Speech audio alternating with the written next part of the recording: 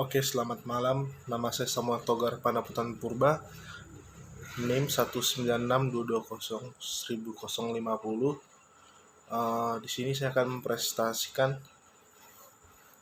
hasil resume saya tentang masalah internasional dalam akuntansi manajemen. Oke, langsung saja. Masalah dasar yang dihadapi perusahaan internasional. 1. Masalah keragaman mata uang. Perusahaan internasional seringkali memperoleh pendapatan dalam mata uang A, sedangkan asetnya terukur dalam mata uang B, dan tingkat keuntungannya dihitung dalam satuan mata uang C. 2. Keragaman peraturan dan ketentuan hukum. Peraturan usaha di suatu tempat atau negara jelas berbeda dengan yang ada di negara lain. Ketentuan pajak, imbalan depresiasi, dan tingkat pengawasan pemerintah sangat bervariasi. Begitu juga dengan aturan investasi. Di beberapa negara, repatriasi keuntungan perusahaan internasional bahkan tidak mudah dilaksanakan. Ketiga, keterbatasan institusional. Kemampuan bisnis internasional untuk mengembangkan jenis dan jumlah permodalannya dibatasi oleh jenis-jenis pasar dan institusi-institusi di berbagai negara. Di suatu negara tertentu, perusahaan multinasional dilarang menggunakan sistem pinjaman melampaui batas jumlah tertentu. Keempat, masalah kontrol internal. Kesulitan organisasi internal muncul akibat menyebarnya cabang atau anak perusahaan di berbagai tempat. Lembaga keuangan internasional. 1. IMF dibentuk di Bretton Woods, New Hampshire, Juli 1944 oleh kaum kapitalis internasional. Tujuan kerjasama moneter internasional, stabilitas kurs, menyediakan dana pinjaman untuk memperbaiki neraca pembayaran, meningkatkan mobilitas dana antar negara, mewujudkan perdagangan bebas. 2. Bank Dunia pada 1944. Tujuannya memberi pinjaman untuk pembangunan ekonomi. Ketiga, IFC membantu swasta. Keempat, IDA pembangunan ekonomi. Kelima, BIS krisis keuangan. Keenam, RDA pembangunan ekonomi regional Asia Afrika Amerika Latin. Tingkat keterlibatan dalam perdagangan internasional. Perusahaan multinasional merupakan perusahaan yang menjalankan bisnisnya di lebih dari satu negara, di mana tingkat kemakmuran dan pertumbuhan perusahaan tersebut bergantung pada lebih dari satu negara.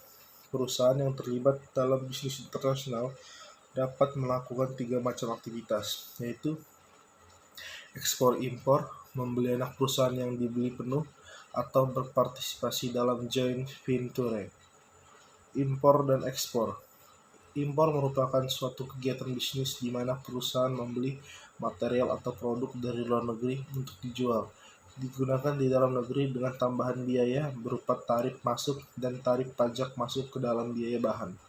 Zona perdagangan luar negeri merupakan wilayah dekat pelabuhan kepabeanan yang secara fisik berada di wilayah negara, tapi dianggap di luar wilayah dagang. Beberapa perusahaan mendirikan pabrik di zona perdagangan luar negeri karena tidak dikenakan biaya masuk. Joint venture. Joint venture adalah sebuah kemitraan di mana para investor menjadi bagian dari pemilikan perusahaan. Joint venture diperlukan untuk menghadapi undang-undang yang berlaku di suatu negara yang tidak mengizinkan membeli perusahaan lokal di negara tersebut dan mendirikan anak perusahaan sendiri. Keseimbangan kurs mata uang ditentukan oleh interaksi berbagai faktor yang mempengaruhi permintaan dan penawaran mata uang, antara lain 1. Laju inflasi. 2. Tingkat pendapatan. 3. Tingkat bunga. 4. Kontrol pemerintah. 5. Pengharapan pasar. Motif untuk memberikan kredit dalam pasar asing. Kreditor memiliki suatu beberapa motif berikut dalam memberikan kredit untuk pasar asing. 1. Tingginya tingkat suku bunga asing. Beberapa negara mengalami dana pinjaman, sehingga menyebabkan tingkat bunga pasar menjadi relatif tinggi, bahkan setelah memperhitungkan risiko gagal bayar Kreditor asing yang berusaha memanfaatkan suku bunga tinggi akan memberikan dana pada pasar di luar negeri. Namun seringkali tingkat suku bunga yang tinggi dianggap mencerminkan prediksi inflasi yang relatif tinggi di negara tersebut. Karena inflasi dapat menyebabkan mata uang lokal terdepresiasi terhadap mata uang lain. Tingkat bunga tinggi pada negara tersebut dapat diimbangi dengan melemahnya mata uang negara tersebut sepanjang satu periode tertentu. Namun, hubungan antara taksiran inflasi suatu negara dengan pergerakan mata uang lokal tidak selalu tepat, karena terdapat beberapa faktor yang juga dapat mempengaruhi pergerakan kurs mata uang. Karenanya, beberapa kreditor beranggapan bahwa manfaat tingkat bunga pada suatu negara tidak dapat diimbangi dengan depresiasi mata uang lokal selama periode tertentu. 2. Taksiran kurs mata uang. Kreditor mungkin mempertimbangkan akan memasukkan modal pada negara di mana mata uangnya diharapkan akan menguat terhadap mata uang kredit tersebut. Kreditor akan memperoleh manfaat saat mata uang debitur menguat terhadap mata uang negara asal kreditor, tanpa memperhatikan apakah transaksi berupa pembelian obligasi atau pemberian pinjaman. 3. Diverifikasi internasional. Kreditor memperoleh manfaat diverifikasi internasional yang dapat mengurangi kemungkinan kebangkrutan para peminjam secara bersamaan. Efektivitas strategi tersebut tergantung dari korelasi antara kondisi perekonomian antar negara. Jika negara yang sedang dipertimbangkan cenderung memiliki siklus usaha yang serupa, maka diversifikasi pada negara tersebut akan kurang efektif. Nilai tukar mata uang asing. Nilai perubahan kurs mata uang asing dalam bisnis internasional yang terjadi setiap hari menambah ketidakpastian terhadap operasi perusahaan internasional. Manajemen risiko mata uang adalah pengelolaan perusahaan terhadap transaksi ekonomi dan transaksi karena fluktuasi kurs tukar. Risiko transaksi adalah kemungkinan bahwa transaksi tunai di masa depan akan dipengaruhi oleh perubahan nilai tukar. Risiko ekonomi adalah kemungkinan bahwa nilai sekarang dari arus kas perubahan di masa depan akan dipengaruhi oleh fluktuasi nilai tukar. Risiko translasi atau akuntansi adalah tingkat di mana laporan keuangan dan perusahaan terpengaruh oleh fluktuasi kurs tukar. Macam-macam risiko transaksi. Apresiasi dan depresiasi mata uang.